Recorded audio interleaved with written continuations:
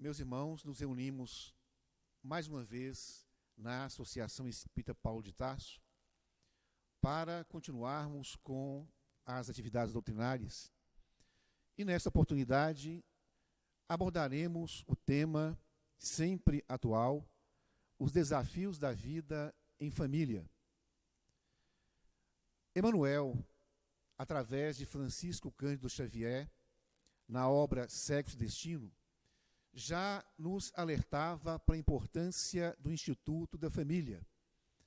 Ele chega a dizer que a família seria o instituto social mais importante que nós temos na Terra, por todas as suas implicações, importância. E que por isso mesmo, continua ele, nós temos que analisarmos a família sob o aspecto sociocultural, histórico e espiritual. Alerta-nos, portanto, Emmanuel, que a família deve ser abordada nessa amplitude, porque é através dessa compreensão mais larga e profunda, aliada ao conhecimento espiritual, especialmente do Espiritismo, é que nós poderemos alcançar a compreensão da família, com todas as suas implicações, as relações familiares, a convivência em família. André Luiz, por sua vez, também através de Chico Xavier, na obra Nos Domínios da Mediunidade, chega a nos dizer que a família é uma reunião de espíritos, de almas, em processo de reajuste, aperfeiçoamento, reparação ou santificação, dependendo da experiência vivenciada por aqueles seres que encarnaram formando um novo núcleo doméstico. Já Neil Lúcio, na obra Jesus no Lar, também pelo Chico, tem a oportunidade de nos dizer que a família é o primeiro templo e a primeira escola que uma alma encontra ao encontrar-se de volta à carne na experiência da reencarnação. Percebemos então, por essas breves referências, a importância que a espiritualidade superior dá ao Instituto da Família. Já Allan Kardec, em um livro dos Espíritos, percebendo justamente essa importância da família, ele indaga dos espíritos nobres que dirigiam os trabalhos naquele momento sobre essa importância. Ele divide em duas famílias, no capítulo 14 do Evangelho segundo o Espiritismo, a família consanguínea e a família espiritual. Já nos alertava o codificador que a família espiritual é aquela família larga, extensa, composta de centenas, talvez milhares de espíritos. E que essa família espiritual se pulveriza na Terra através da reencarnação, formando diversos núcleos consanguíneos, núcleos familiares. Daí nos dizer Allan Kardec que nós possuímos a parentela corporal, derivada justamente da formação desses núcleos familiares consanguíneos na Terra, mas que, de outro lado, nós possuímos a família ou famílias espirituais, das quais nós fazemos parte pelos laços emocionais, pelos laços espirituais. O que é importante dessa classificação de Allan Kardec é que nós percebemos, de acordo com esse pensamento, que se nós fazemos parte de pequenos núcleos familiares consanguíneos no mundo, nós fazemos parte, antes dessa experiência carnal, de uma família muito maior, muito mais larga, e que, por consequência, nós, fazendo parte desses núcleos consanguíneos, fazemos parte de um núcleo maior e, portanto, nós poderemos e estaremos ligados a outros seres encarnados de outros núcleos familiares que pertencem à mesma família espiritual da qual nós fazemos parte. As nossas relações, portanto, se alargam, elas são aumentadas de maneira imensa. E nós poderemos, dizia Allan Kardec, encontrarmos uma simpatia muito maior em um ser que pertence a um outro núcleo familiar do que em relação a alguém que pertence, faz parte do nosso núcleo, a família consanguínea. Daí as simpatias, as antipatias nos núcleos domésticos, mas também as simpatias e antipatias que nós encontramos, com as quais nos deparamos nas nossas relações sociais, outros núcleos familiares. Como dissemos ainda há pouco, nós poderemos encontrar alguém que nos é simpático ou mais simpático fora do nosso núcleo doméstico do que em relação àquelas pessoas com as quais nós convivemos. Da mesma forma, encontramos em nossos núcleos familiares pessoas pelas quais nós temos uma antipatia que muitos dizem gratuita. Seria aparentemente uma antipatia gratuita, mas não é gratuita. Não é sem razão, porque Allan Kardec, no mesmo capítulo citado do Evangelho segundo o Espiritismo, nos fala que no mesmo núcleo doméstico reencarnam e nós nos encontramos com a maioria de espíritos simpáticos, que são as nossas relações do nosso passado espiritual, os nossos amores.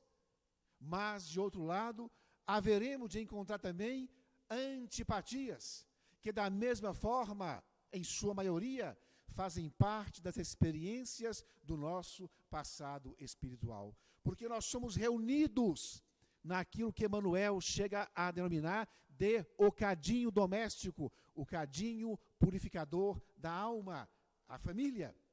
Justamente para que, convivendo mais de perto, e não apenas vivendo, mas convivendo mais de perto com esses seres, os simpáticos e os antipáticos, aqueles que nos causam simpatias, mas especialmente com aqueles que nos causam antipatias, que chamamos de gratuitas, mas que não são, nós tenhamos a oportunidade de, através dessa convivência mais íntima, mais próxima, refazermos, reajustarmos as experiências dolorosas do nosso passado espiritual. É assim que a família assume todo esse papel, toda essa importância, especialmente nos dias que correm, quando nós assistimos aos valores familiares serem desprezados, serem abandonados, individual e coletivamente.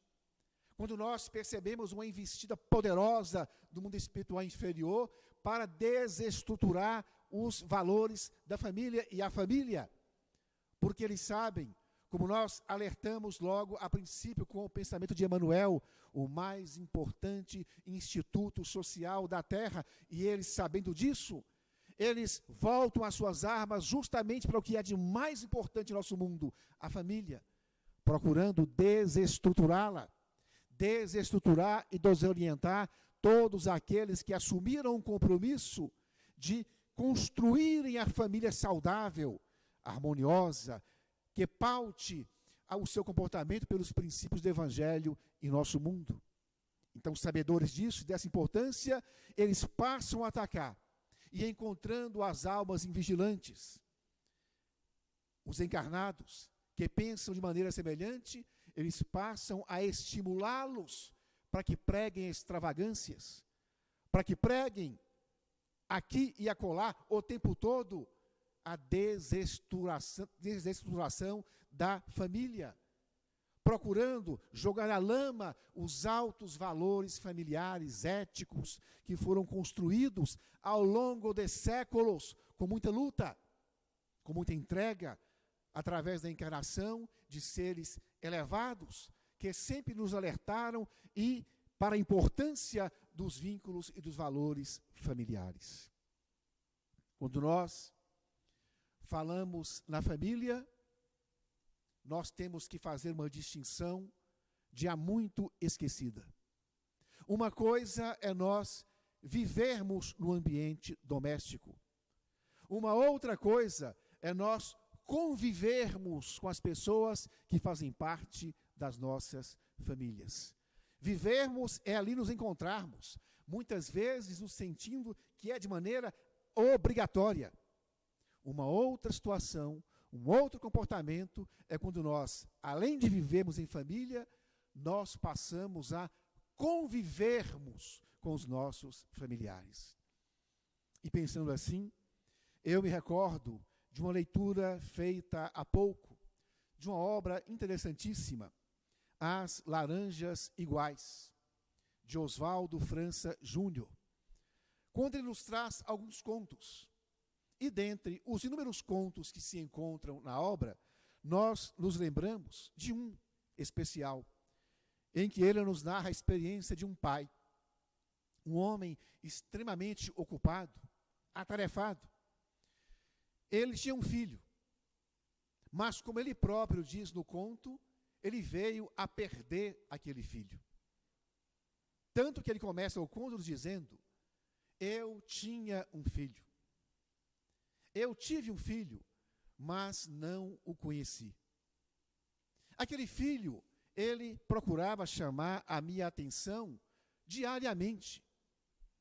Certo dia, ele procura ainda de manhã e me pede: papai, eu machuquei o dedo, me dá um remédio, cuida do meu dedo.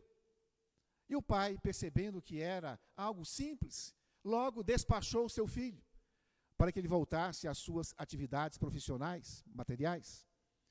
Em outro momento, continua dizendo aquele pai, aquele filho levou a ele um brinquedo velho, há muito ganho, que havia quebrado. E ele pede: papai, o meu brinquedo quebrou, me ajude a consertá-lo. E o pai olha para aquele brinquedo quebrado e diz ao filho: mas filho, eu não tenho tempo agora. Mas logo à tarde, à noite daquele mesmo dia, ele compra um brinquedo novo. Ao chegar em casa, dá o brinquedo novo ao seu filho. O filho, obviamente, o recebe com alegria. Brinca um certo tempo com ele. No dia seguinte, também à noite, aquele pai retorna para o seu lar e percebe ao tapete que o filho dormia. E dormia abraçado com o seu brinquedo velho. O brinquedo novo se encontrava a um canto daquela sala, abandonado. Ao acordar, o filho pede ao pai: papai, fique comigo um pouquinho essa noite. E o pai responde: não posso, eu estou ocupado. A babá dorme com o filho. E após recordar-se dessas breves experiências mais íntimas que teve com o filho, ele volta a afirmar naquele conto: eu tive um filho, mas o meu filho se foi, eu não o tenho mais, e eu não convivi com o meu filho. Comenta Oswaldo, autor da obra, que aquele pai não percebeu que o filho não queria um brinquedo novo, ele amava aquele brinquedo velho, e quando ele o levou quebrado, para que ele o ajudasse a consertar, ele não pedia um novo, ele tão somente, através do brinquedo quebrado, pedia a atenção, a companhia do seu pai por algum instante, por breves momentos, coisa que ele não dava em nenhum momento. Aquele pai, somente perceber que não possuía mais um filho, que não havia conhecido, que não havia convivido com o seu filho, se deu conta da grande perda. Ele não possuía mais o seu filho, que simplesmente mendigava, clamava ao longo de todos aqueles dias, aquelas noites, para que ele lhe desse atenção, para que ele lhe desse um pouco de carinho, para que ele se encontrasse, se colocasse ao seu lado, convivendo com aquele que Deus havia lhe colocado ao seu lado na condição de filho. Ele queria tão somente, não um brinquedo novo, não um outro brinquedo, nada de material.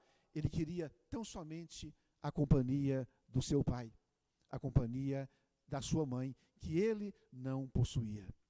Esse conto, portanto, nos leva à questão que mencionamos ainda há pouco, sobre a distinção entre viver e conviver. E logo a princípio temos que nos perguntar, se nós, em nossos núcleos familiares, nas famílias que nós, mercê da misericórdia divina, temos a oportunidade de construir na presente experiência reencarnatória, reunindo todos aqueles que devem estar ao nosso lado na presente experiência. Experiência que, segundo André Luiz, nós preparamos no mundo espiritual antes da reencarnação. Naquela preparação reencarnatória, a expressão é dele. Quando nós analisamos o nosso passado espiritual, analisamos aqueles espíritos com os quais nós nos relacionamos, que nós amamos, mas de maneira especial, analisamos aqueles com os quais nós temos as nossas diferenças, as nossas dificuldades emocionais e espirituais. E fazendo toda essa análise, naqueles momentos que antecederam a presente reencarnação, nós decidimos, auxiliados por nossos benfeitores espirituais, planejando a reencarnação futura, escolhemos aqueles que participariam do futuro núcleo doméstico na condição de marido, na condição de esposa, na condição de pais, na condição de filhos. Quais seriam aqueles espíritos que nós receberíamos como filhos? Sim, nós fizemos essa análise e decidimos, nós escolhemos. E Santo Agostinho nos diz, no capítulo 14 do Evangelho segundo o Espiritismo, que citamos anteriormente, que Deus perguntará a todo pai e a toda mãe, quando voltarem ao mundo espiritual após a morte, que fizeram dos filhos que eu lhes confiei. Por isso nos diz Allan Kardec, no mesmo capítulo, que desde a tenra infância, os filhos mostram as suas tendências boas e más. E que nós, como pais, deveremos estarmos atentos a essas tendências que surgem, que afloram, para observá-las, para estimularmos as boas que surgem, mas para que, de outro lado, atentos e observando as más tendências que também surgem, nós possamos auxiliá-los naquela poda, para que nós possamos orientá-los para que eliminem de si, ao longo dos anos, aquelas ervas daninhas que aflorarão. Porque esse, alerta-nos Allan Kardec, é o dever dos pais.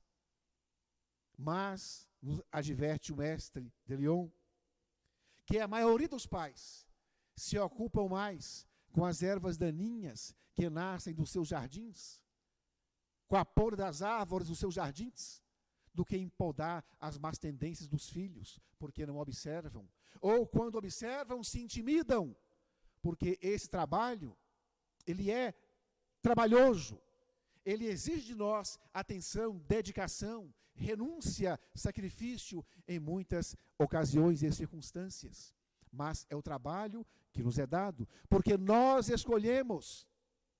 Quando Hermínio Miranda escreve a obra Nossos Filhos são Espíritos de um valor inestimável, ele nos alerta para a importância dessa relação em relação aos pais e aos filhos, o comportamento dos pais.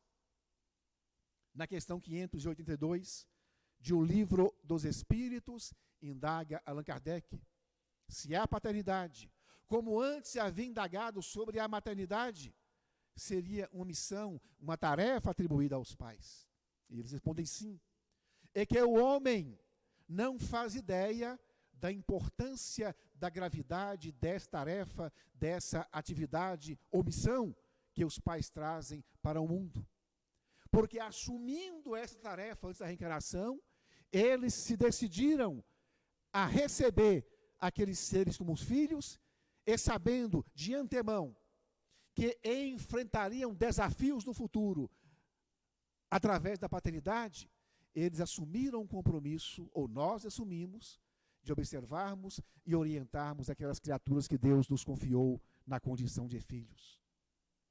Portanto, nós temos que entender, de acordo com tudo isso, que não nos basta a vivência em família.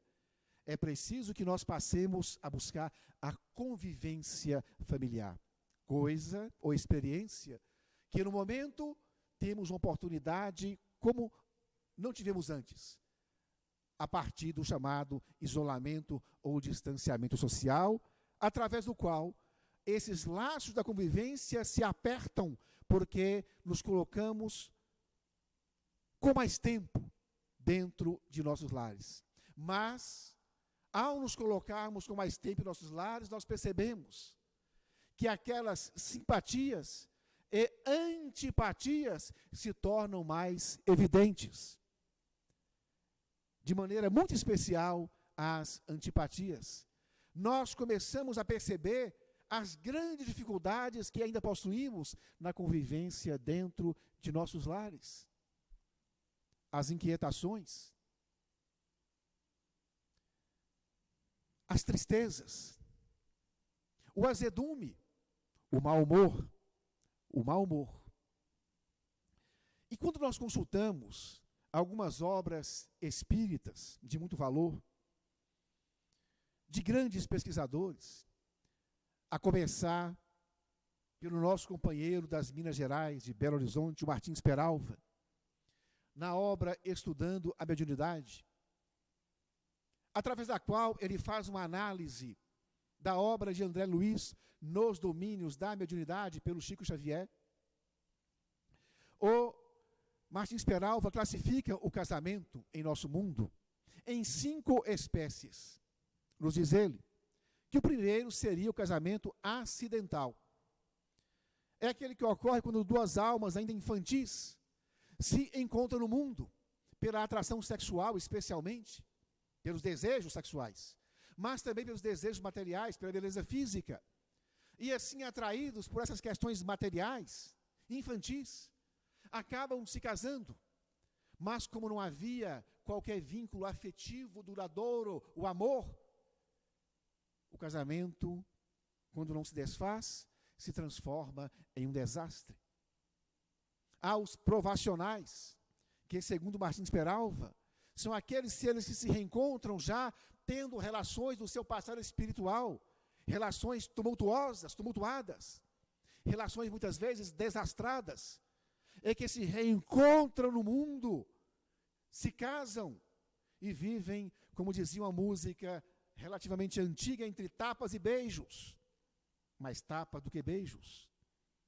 E assim vivem toda uma existência, e algumas delas acabam, inclusive, como noticiam constantemente, em desastre, em crimes. Continuando o seu pensamento, nos diz Martins Peralva, que nós temos os casamentos sacrificiais. São aqueles casamentos nos quais um dos seres é mais elevado que o outro espiritualmente.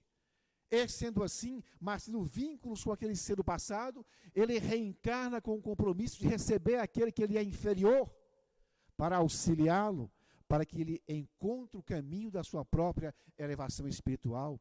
São aqueles núcleos familiares onde nós enxergamos com muita clareza que um ser é mais elevado que o outro, é mais paciente, é mais tolerante, tem valores morais já sólidos, mas que o outro é aquele que dá trabalho o tempo todo. São aqueles casamentos, normalmente, em que as mulheres, geralmente é assim, passam por provações terríveis, daí a expressão sacrificial. Ele se sacrifica, ou ela, em prol daquele ou daqueles que o mundo maior colocou na sua família, no seu núcleo doméstico. Há aqueles casamentos afins. São espíritos nobres que se reencontram com objetivos de crescimento espiritual dos dois. E, finalmente, segundo Peralva, há os casamentos transcendentes. Obviamente que são exceções em nosso mundo. São aqueles casamentos em que 2 seres de elevada hierarquia espiritual, espíritos superiores, se reencontram no mundo, com o objetivo não apenas do próprio crescimento espiritual, mas, acima de tudo, para que possam contribuir para o progresso geral, como, por exemplo, nós encontramos em Allan Kardec, o Hippolyte Léon Denis Rivail e a sua digníssima esposa. Era um casamento transcendente, porque reencarnaram com aquele objetivo de darem a sua contribuição para o crescimento geral, especialmente naquele caso espiritual da nossa sociedade terrena. São esses, portanto, essas as espécies de casamento, segundo Martins Peralva. E analisando a nossa experiência doméstica, nós poderemos chegar à conclusão em qual casamento nós nos encontramos. Porque, percebendo isso, nós podemos tirar conclusões importantes, mas, ao mesmo tempo, dessas conclusões, nós poderemos saber como deveremos nos comportar em nosso núcleo doméstico de acordo com o casamento que nós possuímos. Porque aqueles seres que nós recebemos a condição de filhos têm relação com a espécie de casamento que nós possuímos. Logo nós encontramos na doutrina espírita todo o material necessário para as nossas necessárias reflexões. Mas, acima de tudo, para que nós possamos mudar o nosso comportamento doméstico, não mais vivendo ou apenas vivendo, mas convivendo no nosso ninho doméstico. Rodolfo Caligares, no livro A Vida em Família, ele escreve um capítulo nesta obra sobre as variações de humor no ambiente doméstico. E ele nos alerta e chama a atenção para o fato comum, corriqueiro, de que o nosso humor, ele varia ao longo dos dias naturalmente. As variações de humor nossas e daqueles com os quais nós convivemos no ninho doméstico são naturais. E não tem como ser diferente, especialmente no mundo em que nós vivemos e no atual estado de evolução em que nos encontramos. As variações são naturais, mas ele nos alerta. Sendo assim, é preciso que o esposo, que a esposa, atentem para esse fato. Se as variações de humor são naturais, nós precisamos pararmos e pensarmos um pouco, analisarmos. O outro não é obrigado a conviver o tempo todo com o nosso mau humor. Porque se o mau humor temporário, em momentos do dia a dia, é natural, se ele se transforma em um mau humor constante, ninguém é obrigado a suportar. E aquele que é responsável pelo nosso humor bom ou ruim, o bom ou mau humor, somos nós mesmos. E percebendo isso, ele nos convida a uma reflexão e a uma mudança. Nos diz ele, se eu percebo que estou de mau humor, naquele dia, naquele momento, é o meu dever, com os conhecimentos maiores que eu já possuo, de atento para isso, enxergando o meu mau humor, procurar diminuir aquela carga de mau humor e não transmitir para o meu companheiro ou companheira, esposo ou esposo, os filhos, aquele mau humor momentâneo que me invade, que me consome, que me inquieta. Ao contrário, eu preciso procurar dominar aquelas manifestações primitivas que estão surgindo, para que eu contribua com a minha paz social, com a paz no meu ambiente doméstico. Outro espírito, desencarnado, Teresa de Brito, através de Raul Teixeira, na obra Vereda Familiar, também nos chama atenção para esse mesmo ponto, quando nos diz que no ambiente doméstico nós temos a oportunidade de sermos nós mesmos, de extravasarmos as nossas emoções, os nossos pensamentos, e assim fazemos diariamente, nos diz ela. Mas que, de outro lado, isso não nos dá o direito de descarregarmos naqueles com os quais nós convivemos as nossas frustrações diárias, as nossas inquietações e especialmente a nossa agressividade, a nossa violência, o nosso mau humor. Que nós precisamos dosar esse mau humor no nosso convívio doméstico, porque nós somos responsáveis por tudo que se vive no nosso núcleo familiar. Mas é em outra obra, uma obra maravilhosa, que nós vamos encontrar observações mais importantes ainda sobre esse mesmo assunto. Carlson é o autor da obra, e ele fala sobre o humor, também sobre o humor, especialmente sobre o mau humor. A obra na qual ele aborda essa questão de maneira extensa, lúcida, racional, é denominada em português, a tradução portuguesa, Não Faça Tempestade em Copo d'Água no Meio Familiar. O tema abordado na obra já é extremamente sugestivo. Não fazermos tempestades em copo d'água em nossas relações familiares. Ele nos diz, como o Rodolfo Caligares, que o mau humor, ele faz parte da nossa vida. No presente, então, não conseguimos viver sem essa experiência do mau humor. Mas que nós precisamos estar atentos. Como ele surge? Porque ele surge, mas de maneira muito especial. Como esse mau humor se manifesta em nossos ambientes familiares. Se ele chegar ao ponto de trazer inquietações, ofensas e muitas vezes violência material, física ou emocional, psicológica, em relação àqueles com os quais nós estamos convivendo. Pede-nos, portanto, o Carlson, para que nós analisemos o nosso ambiente doméstico, se o que está sendo vivenciado naquele momento, se nós estamos dando uma contribuição para que esteja daquela forma. Porque ficarmos de mau humor uma vez ou outra no dia, isso é normal. Ele nos diz.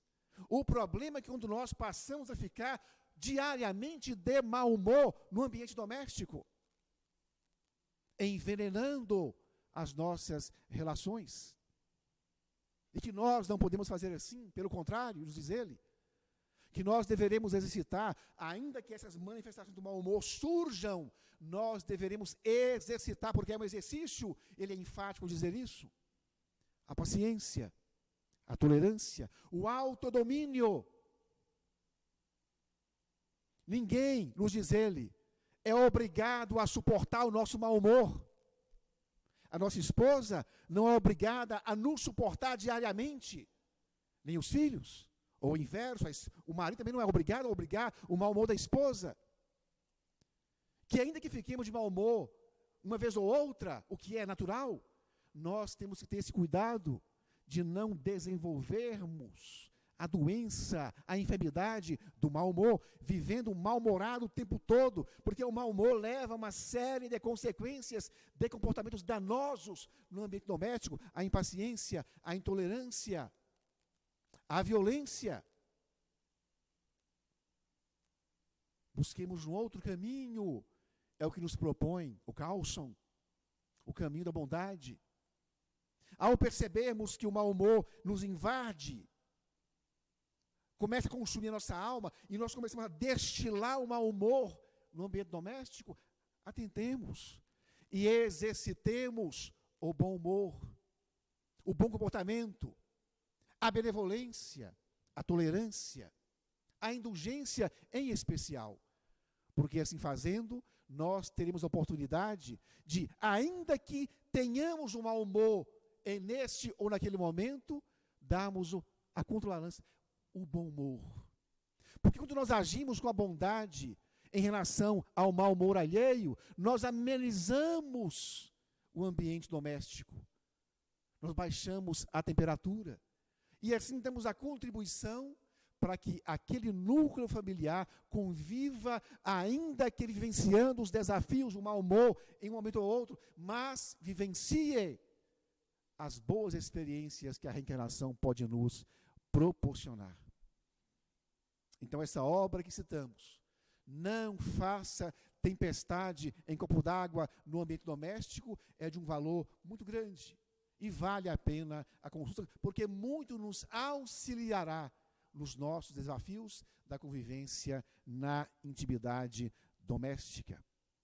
Encontramos em diversos outros autores, espíritas e não espíritas, porque a psicologia, desde a década de 90 do século passado, percebendo a importância do desenvolvimento de um outro quociente na criatura humana, para que melhore as suas relações sociais e espirituais, a partir dali cria o chamado quociente emocional, que aliou-se ao QI, ao quociente da inteligência. Mais tarde, através de uma outra pesquisadora, criou-se também o pensamento do quociente espiritual.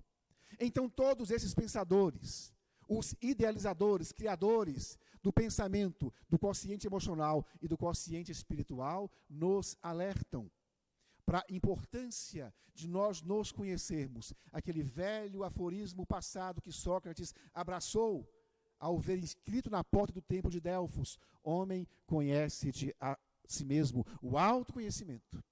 Porque é esse autoconhecimento que nos levará à transformação necessária e, por consequência, à melhoria das nossas relações sociais, especialmente em relação ao ambiente doméstico, à convivência familiar. E analisando todo esse conhecimento que nos foi dado ao longo dessas décadas, que é endossado pelo Espiritismo em muitos aspectos, nós encontramos a ênfase que é dada por todos eles no autodomínio. No se conhecer.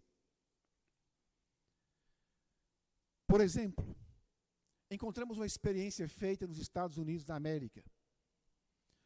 E na ocasião, os pesquisadores, a partir de Daniel Goleman, eles passaram a entender que essa questão do trabalho da emoção tinha uma importância capital para a sociedade. Mas perceberam ainda mais, através daquelas pesquisas, que se fazia sentir a maior necessidade desse estudo, dessa compreensão, dentro do ambiente doméstico. Porque eles faziam análises profundas sobre os problemas familiares que existiam naquele momento. Problemas esses que continuam a existir no presente. E chegaram à conclusão de que há uma necessidade premente de que nós voltemos a nossa atenção para essa questão emocional, do humor, as suas manifestações dentro do ambiente familiar. Diz-nos Goleman, abrindo aquelas observações, que é um grande samurai, procurou um mestre japonês.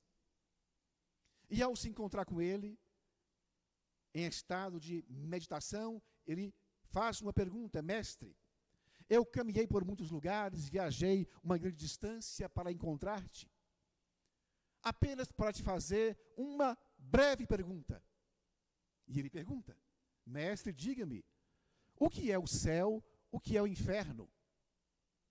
O mestre levanta-se calmamente, dirige-se àquele samurai conhecido e lhe diz: o Senhor, pelo que percebo, é um homem ignorante, bruto. Não perderei o meu tempo com gente da tua laia. O samurai, ouvindo aquilo, se sentiu ofendido. E obviamente que aquele vulcão íntimo explodiu, com aquelas emoções descontroladas. Ele desembainha a espada e diz ao mestre: ora, isso é uma ofensa, eu poderia matá-lo agora mesmo com a minha espada? O mestre, mantendo-se calmo como se encontrava antes, diz àquele samurai, estressado, irritado: isto é o inferno. O samurai, percebendo aquela observação muito justa, acalma-se, volta à sua quietude e diz ao mestre com o qual conversava: sim, agora eu compreendo, tens razão. E o mestre então volta e lhe diz: isso é o céu. Então nós percebemos por essa breve história, esse encontro entre o samurai, inquieto, ainda não tendo autodomínio, e aquele mestre que já se dominava, a importância, percebemos, do autodomínio. Por isso Sócrates já o destacava, por isso o Evangelho já fala de autoconhecimento, e o Espiritismo nos diz, aprofundando esse conhecimento e alertando-nos para essa necessidade. Autoconhecimento é a chave e é o caminho. Martin e Melanie, uma outra experiência feita por aqueles pesquisadores. Naquela noite, Martin havia chegado do seu trabalho cansado, como todos os dias. E, naquele ambiente doméstico, ele tinha a expectativa de descansar. Mas percebeu logo a princípio, que os filhos faziam aquela bagunça diária, inquietos, corriam daqui para colar. E ele volta-se para a esposa e lhe diz: Melanie, não seria o caso das crianças irem dormir? Estão inquietas. Mas, na verdade, ele pensa: ela dá mole demais para as crianças. E Melanie recebe aquela observação do seu marido e diz para ele: sim, vou aquietá-las agora mesmo, pode ficar tranquilo. Mas ela pensa, todos os dias é a mesma coisa, é sempre a encheção de saco, entre aspas. Ele volta-se para a cadeira, percebe, as crianças continuam. Ele levanta-se furibundo, de punhos cerrados, e diz em tom autoritário: mas não vão se quietar, eu deverei colocá-las na cama. No fundo, ele pensa: ela nunca faz o que eu peço. E a Melanie recebe aquela informação. Não, percebendo a sua ira, que poderia desaguar em violência, ele poderia agredir as crianças, ela diz: não, eu mesmo, coloco agora. E vai colocar as crianças nas camas. Mas ela vai pensando, ele é sempre assim, irritado, estressado. Nunca percebe o meu trabalho doméstico que faço dentro de casa. Essa experiência nos mostra que existem em nossos ambientes domésticos duas formas de nós nos comunicarmos. Há a comunicação falada, expressada, verbalizada, e há a comunicação através do pensamento, do sentimento, o que nós pensamos e o que nós sentimos. Essas duas formas de diálogos, nos diz Aaron Beck, são, na verdade, as que moldam as relações no ninho doméstico, especialmente as segundas, as pensadas e as sentidas, porque essas sentidas e pensadas nos levam a uma outra experiência, ao acesso ou acessamos aquilo que eles chamam de pensamentos automáticos. Quando nós passamos por uma experiência ruim como essa, naqueles diálogos falados e pensados de Martin e Melanie, nós passamos a buscar nesses pensamentos automáticos todas aquelas experiências ruins que nós vivemos naquela experiência familiar. E buscando aqueles pensamentos automáticos, eles disparam um alarme neural, que buscam outros pensamentos automáticos também ruins. E nós passamos a ruminar naquela relação diariamente todas as experiências ruins que tivemos até aquele momento. A ponto de um outro estudioso, Gottman, nos dizer que a insistência em buscar esses pensamentos automáticos de maneira inconsciente nos levam àquilo que ele chama de inundação emocional. Então, um pensamento automático era apenas uma vez ou outra, ele passa, ou a pessoa passa a buscar e a pensar constantemente, diariamente, de acordo com aqueles pensamentos automáticos que trazem à tona experiências ruins vivenciadas no passado, vivenciada por eles. E isso provoca o que eles chamam de uma inundação emocional. Quando ocorre a inundação, aquela criatura, o marido, a esposa, ou em alguns casos o filho, passa a pensar o que há de ruim em relação ao outro o tempo todo. Qualquer coisa que ele faça ou fala, é visto sob um ângulo negativo. E vai produzindo situações não contornáveis naquela relação, a ponto de dizer Gottman, que os casais que passam a vivenciar de acordo com os pensamentos automáticos e vivem inundados constantemente por essas experiências ruins, a consequência para praticamente todos eles é o divórcio, é desfazer a família. Quando se usassem de um outro componente da tolerância, da bondade, do conhecimento próprio, tudo mudaria.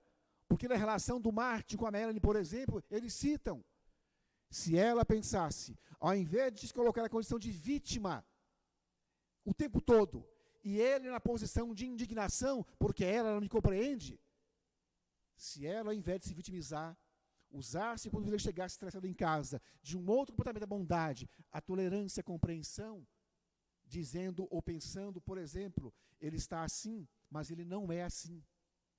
Isso é temporário. Certamente ele teve algum problema no trabalho que o levou a essa inquietação, a esse estado de nervo. E tem um outro comportamento mais maduro, acolhendo aquela criatura, não como pedra, mas como uma esponja que absorve o impacto. ela daria contribuição para que as coisas se acalmassem e não chegasse àquele ponto, e os filhos não tivessem que vivenciar, no ambiente doméstico, aquela experiência vivenciada pelos pais. E isso é importantíssimo, porque os filhos, dizem os estudiosos, eles começam a aprender desde a infância, e Allan Kardec nos diz a mesma coisa, no capítulo 14 do Evangelho segundo o Espiritismo, desde a mais tenra idade, eles observam, eles aprendem, e é ali que se marcam, com aquelas primeiras impressões emocionais, o que eles conseguirão moldar, como se moldarão para o futuro. Mas alertam, eles observam e aprendem, não apenas com o que nós falamos, enquanto pais, como nós reagimos às nossas próprias experiências e às experiências alheias. Mas, acima de tudo, eles observam como nós nos comportamos. Por isso nos diz o Carlson, na obra que citamos, que aquele ditado popular que existe, faça o que eu falo, não o que eu faço, na família não funciona. Que na família devemos invertir esse pensamento. Faça o que eu faço, não o que eu falo. Aliás, faça o que eu falo, não o que eu faço. Porque muitas vezes, no meio doméstico, nós falamos uma coisa e vivenciamos outra completamente diferente. E os filhos estão atentos não tanto ao que nós falamos, mas, acima de tudo, eles observam o que nós fazemos. Como nós reagimos às nossas próprias emoções, como nós reagimos às emoções alheias, como nós nos comportamos em relação a tudo isso. Isso é que vai influenciar na formação emocional daquelas criaturas. Imaginemos, para termos uma ideia da importância desse aspecto da nossa formação moral, ética e espiritual. Imaginemos que às 2h da manhã, uma criança de 2 meses acorda, chorando, faminta. A mãe, que ali se encontrava dormindo ao lado do esposo, levanta-se calmamente, bondosamente, carinhosamente, dirige-se àquele berço, toma aquela criança que chora de fome em seus braços, e carinhosamente o embala, senta-se e lhe dá de mamar. E aquela criança, percebendo aquele carinho, a atenção da sua mãe, quando ele mais necessitava dela, ele mama com satisfação, alimenta-se, abraçado àqueles braços. Depois, ela volta e coloca também carinhosamente no berço, para que ele volte a dormir. Ao mesmo tempo, em uma casa próxima, outra criança também de 2 anos acorda, chorando convulsivamente, também de fome. E ela procura, a mãe vai até, levanta-se, passos firmes, irritada, porque 1 hora atrás havia brigado com o seu marido. Ela pega bruscamente a criança em seus braços, senta-se com brusquidão e diz a ela: mas para com isso, há que mamar, então mame. E a criança chora, percebendo a tensão daquela mãe, ela chora e não consegue mamar. E a mãe olha para aqueles olhinhos petrificada. Ah, não quer mamar? Então não mame. E com a mesma brusquidão volta e o coloca de volta ao berço. Dizem os pesquisadores, aquela primeira criança crescerá emocionalmente saudável, porque ela perceberá que nas suas carências, nas suas necessidades, alguém virá em seu socorro e que ela encontrará ajuda e se sentirá confiante em buscar ajuda. Mas que a segunda, ao contrário, será uma criatura altamente desconfiada de tudo e de todos, porque quanto mais precisou, não teve ajuda, pelo contrário, encontrou a ignorância, a violência. Por tudo isso, nós precisamos avaliar qual o nosso comportamento dentro dos nossos lares. Compreendendo com Emmanuel, de que a família é o instituto social mais importante que nós temos em nosso mundo. E sabendo disso, busquemos no alto, busquemos no Espiritismo, todo o conhecimento que nos torne capazes de construirmos, ainda nesta reencarnação, uma família sólida, saudável, madura, onde todos aqueles com os quais nós convivemos possam beber nessa fonte augusta e divina, o Espiritismo, para se fortalecerem, para crescerem cada vez mais confiantes na experiência do progresso próprio. Para isso, jamais nos esqueçamos. Autoconhecimento. Que a paz do Mestre esteja com todos, que Ele nos ilumine. Vamos à oração.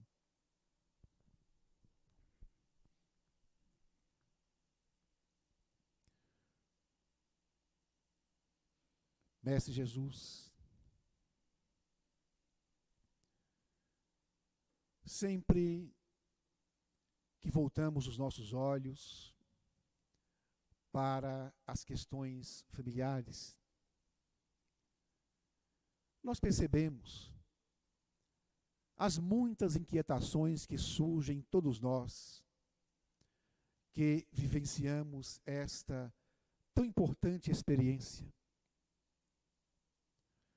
Compreendendo, de acordo com o pensamento dos espíritos nobres, encarnados e desencarnados, que lhe desenvolvem o pensamento em nosso mundo, toda a importância que há nesse instituto. E para cada um de nós, de maneira especial, que possuímos esse conhecimento, surge uma responsabilidade ainda maior, de sabermos lidar com as experiências domésticas do nosso dia a dia. Que saibamos enxergar em cada um de nós o mau humor para dominarmos. Que saibamos enxergar no nosso companheiro, a companheira, nos filhos, quando também lhe surge essa experiência do mau humor, da inquietação emocional, espiritual, para utilizarmos da bondade, da indulgência e da tolerância para com eles. Que passemos a dar a nossa contribuição para a construção de uma família saudável, harmoniosa, que por sua vez propicie a todos que nela se encontram através da reencarnação, da abençoada reencarnação, a oportunidade do crescimento, do reajuste, do aperfeiçoamento, porque afinal, já nos alerta André Luiz, que a família é essa reunião de almas, de inteligências, em um mesmo núcleo doméstico, para a experiência do reajuste, da reconciliação, do crescimento, da reparação.